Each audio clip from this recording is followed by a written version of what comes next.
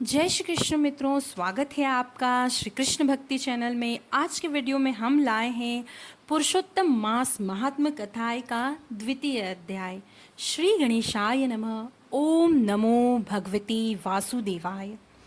सूत जी बोले, हे ऋषियों, मैं श्री शुकदेव के मुख से राजा परीक्षित को श्रीमद् भागवत की परम मोक्ष देने वाली कथा को सुनकर और राजा मोक्ष की प्राप्ति को देखकर उनकी कृपा से यहाँ आया हूँ। यहाँ आप सब दीक्षित ब्राह्मणों के धर्म यज्ञ कार्य में प्रयत्नशील हुए लोगों का दर्शन कर कृतार्थ हो गया हूँ। ऋषिगण बोले, हे सूत जी, अन्यान्य बातों को छोड़कर आप हमें वेद व्यास जी के मुख से सुनी हुई अपूर्व कथा सुनाइए, जो सार का भी सार, महाश्रेष्ठ तथा आत्मा को प्रसन्न करने वाली, अमृत से भी उत्तम पुण्यदायिनी कथा है। इसका पान हमें करवाइए। सूत जी बोले, हे ऋषियों, मेरा अहोभाग्य है कि आपने मुझ जैसे गूढ़ अमृत कथा को पूछा। अब मुझे तो कुछ ज्ञान है, उसके अनुसार जैसा व्यास जी के मुख से सुना है वह सब मैं आपको सुनाता हूँ। एक समय नारद जी नर नारायण के आश्रम पहुँचे। वहाँ बहुत से सिद्ध देवता और तपस्वी भी रहते थे। वहाँ बेर, रुद्राक्ष, आंवले, बिल्ब, आम्र, आम्रतक, कपित्त, जम्बू, कदम आदि अनेक प्रकार के वृक्ष लगे हुए थे। वहाँ विष्णु भगवान के चरणों से द्रवीभूत गंगा और अलकनंदा भी बह रही थी। वहीं महामुनि नारद जी लोक चिंतन करते हुए जा पहुँचे। परम ब्रह्म के मन में लगाए हुए जितेंद्रिय नारद जी के संपूर्ण शरीर से प्रभा छिटक रही थी। तब नारद जी ने तपस्वी नारायण को साष्टांग प्रणाम करते हुए स्तुति करते हुए कहा, हे देवादिदेव, संसार के स्वामी, दया सिंधु, आप सत्यवर्ती हो, त्रिसत्य हो, सत्य के सार रूप हो और सत्य से उत्पन्न हो। हे सत्य योनि, आपको मेरा बारंबार ही नमस्कार है। मैं आपकी शरण में आया हूँ। आपका यह तप संसार को शिक्षा देने वाला है तथा मर्यादा को रखने वाला है। यदि आप तपस्या न करें तो पुण्यात्मा और पापियों से व्याप्त यह पृथ्वी कलयुग में कैसे एक व्यक्ति के पाप करने से रसातल को चली जाती, वैसे ही एक व्यक्ति के पुण्य करने से तर जाती है। यह आपका पुण्य प्रभाव ही है जिसके बल पर यह पृथ्वी टिकी हुई है। पहले सतयुग आदि में जैसे एक व्यक्ति पापचरण करता था तो सभी व्यक्ति पापी हो जाते थे, परंतु कलयुग में केवल कर्ता ही पुण्य और पाप का भागी होता है। यह सब आपके तप का प्रभाव ही है। हे भगवान, कलयुग में सब प्राणियों के मन विषय भोगों में आसक्त हैं। अतः स्त्री पुत्रादि के मोह में फंसे हुए प्राणियों का हित करने वाला और जिससे मेरा भी हित हो, ऐसा कोई उपाय बतलाइए, क्योंकि मैं आपके मुखारविंद से कुछ सुनने की इच्छा से ब्रह्मलोक से यहाँ आया हूँ। वेद भी बताते हैं कि श्री भगवान विष्णु उपकार के प्रेमी हैं, इसलिए संसार के उपकार के लिए उस सार रूप कथा को कहिए, जिसके सुनने मात्र से ही जीव निर्भय हो जाता है। नारद जी के वचन सुनकर ऋषि नारायण मुस्कुराते हुए संसार को पवित्र करने वाली उत्तम कथा को कहने लगे। हे नारद, तुम ब्रज गोपियों के मुख रूपी कमल के लिए भ्रमर तुल्य रसिक शिरोमणि रासेश्वर भगवान श्री कृष्ण वृंदावन बिहारी की पुण्यमयी कथा को सुनिए।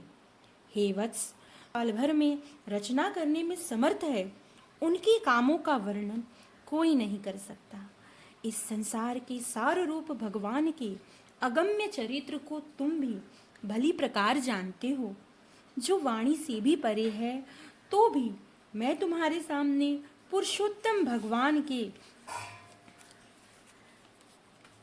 दारिद्र और वैधव्य को दूर करने वाले, उत्तम कीर्ति और पुत्र तथा मोक्ष के देने वाले अद्भुत महात्मा का वर्णन करता हूँ। नारद जी बोले, हे भगवान, यह पुरुषोत्तम मास के कौन से देवता हैं?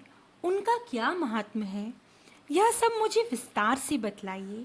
सूत जी बोले, श्री नारायण नारद जी के इन वचनों को सुनकर एक घड़ी के लिए मन एकाग्र कर पुरुषोत्तम देवता का परिचय देते हुए बोले, पुरुषोत्तम नाम एक मास का नाम है जिसके स्वामी कृपा सिंधु भगवान पुरुषोत्तम स्वयं ही हैं। इसलिए इसको ऋषि लोग पुरुषोत्तम मास कहते हैं। इसका व्रत करने से पुरुषोत्तम भगवान प्रसन्न होते हैं। नारद जी बोले, मैंने पृथक पृथक स्वामियों सहित चैत्र, वैशाख आदि सभी मास तो सुने हैं, किंतु हे नाथ, पुरुषोत्तम मास कभी नहीं सुना। यह पुरुषोत्तम मास कौन सा मास है जिसके स्वामी दया सिंधु पुरुषोत्तम स्वयं है? तो मुझे कृपा करके बतलाइए, इस मास का क्या स्वरूप है, क्या विधान है, व्रत में क्या करना चाहिए, कैसे स्नान करना चाहिए, क्या दान करना चाहिए, जप, पूजा, उपवास आदि का क्या साधन है, जिसके करने से कौन से देवता प्रसन्न होकर क्या फल देते हैं। इसके अतिरिक्त और भी जो सार हो वह सब मुझे बतलाइए, क्योंकि दीनवत्सल साधुजन मनुष्य के हित के लिए उपदेश दिए बिना पूछे भी जाते हैं।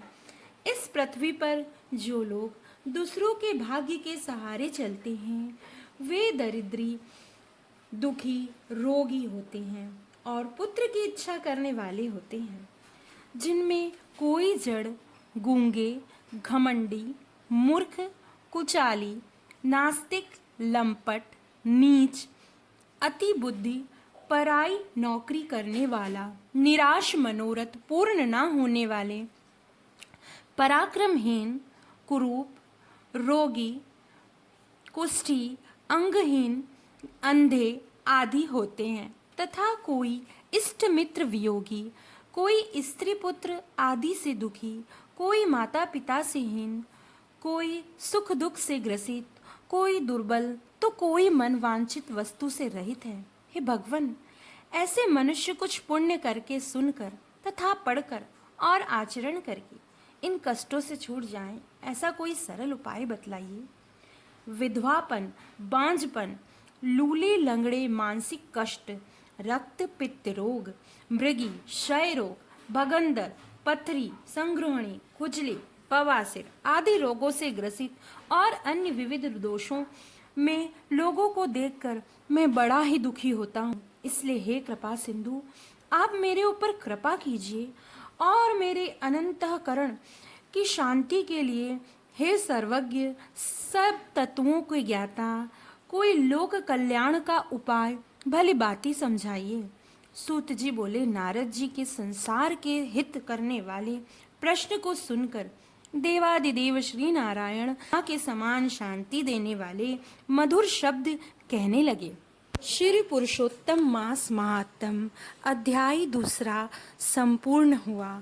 आपको मेरा वीडियो यदि पसंद आया हो तो इसे लाइक कीजिए, कमेंट कीजिए, शेयर कीजिए और मेरा चैनल सब्सक्राइब कीजिए। जय श्री कृष्ण।